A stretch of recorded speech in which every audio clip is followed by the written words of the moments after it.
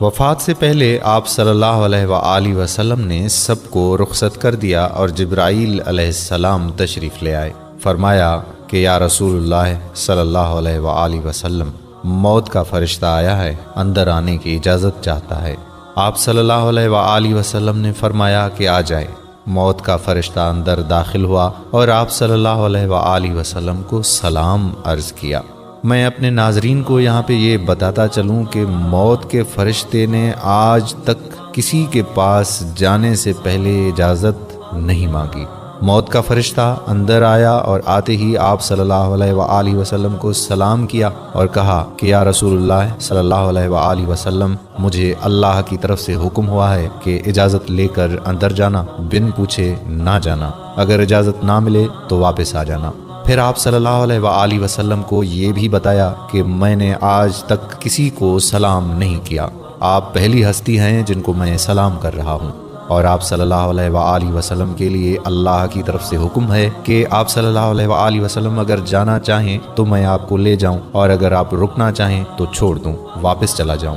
تو آپ صلی اللہ علیہ وآلہ وسلم نے فرمایا کہ اگر میں اجازت دے دوں تو میری جان نکال لو گے؟ تو جواب ملا ہاں۔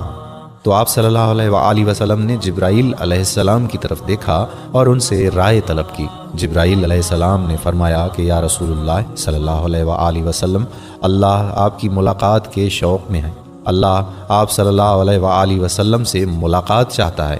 اس موقع پر نبی کریم صلی اللہ علیہ وآلہ وسلم نے یہ نہیں فرمایا کہ میرے حسن حسین کا کیا ہوگا، میری اولاد کا کیا ہوگا۔ آپ صلی اللہ علیہ وآلہ وسلم نے فرمایا کہ جبرائیل علیہ السلام جائیں اور اللہ سے پوچھ کر آئیں کہ میرے بعد میری امت کے ساتھ کیا معاملہ کریں گے۔ جاؤ اللہ سے پوچھ کر آؤ، میں پھر اجازت دوں گا۔ جبرائیل علیہ السلام واپس آئے اور فرمایا کہ اللہ فرماتے ہیں کہ میں آپ صلی اللہ علیہ وآلہ وسلم کی امت کا ساتھ دوں گا۔